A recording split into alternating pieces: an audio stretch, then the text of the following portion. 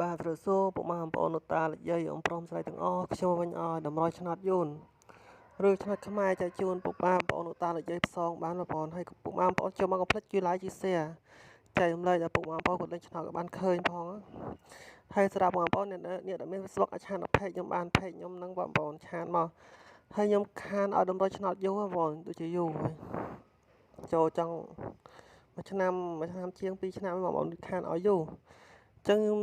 រឿងរហូតចឹងរឿងឥឡូវរឿងតន័យឥឡូវឆ្លៀតចូលឲ្យតម្រុយបងប្អូនហ្នឹងឆ្នើ YouTube ថ្មីបងប្អូនកុំភ្លេចជួយ Subscribe Like Share ចែករំលែកអ្នកមួយដើម្បីឲ្យបងប្អូនលេងឆ្នោតគាត់បានឃើញផងហើយសម្រាប់បងប្អូនអ្នកឆានដល់ page អាចឆានដល់ page ក៏បាន page ខ្ញុំហ្នឹងបងប្អូនចឹងយើងមើលតម្រុយថ្ងៃទី1យើងចូលខែថ្មីបងប្អូនសម្រាប់ថ្ងៃស្អែកគឺខែថ្មីបងប្អូនសម្រាប់ថ្ងៃទី1ខែ7 2025ចឹងសម្រាប់តម្រុយស្អែកយើងមាន32 27 73 64បងប្អូនលេខខ្ញុំសងបានទាំងខ្មែរទាំងយួនលេខល្អហើយសម្រាប់បងប្អូន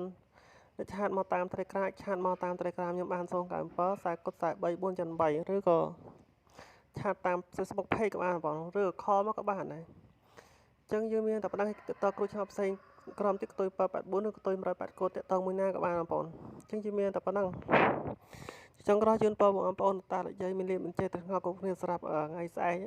ថ្ងៃទី1ទី7ថ្ងៃទី1ខែ7 2025ហើយអធិស្ឋានសូមទោសបងប្អូនជាមុនបើនិយាយទៅខុសឆ្គងទៅណាដោយសារខ្ញុំខានឲ្យតម្រុយឆ្នោតយូរបងប្អូនយើងបានខានឲ្យយូរក៏សូមទោសបងប្អូនផងចឹងយើងចូលខែថ្មីទី1យើងតម្រុយថ្ងៃស្អែកបងប្អូនចឹងហេអ្នកគ្នាស្អែកយើងចាក់នៅខ្មែរទាំងយូនបងប្អូនលេងល្អហេងហើយភ្លេចឆាតមកយកតោះគ្នាលេងជូនស្គុនអីទៅបងស្អែកភ្លេចយកទាំងអស់គ្នាហេងតាម page ការខល Telegram ឲ្យហេង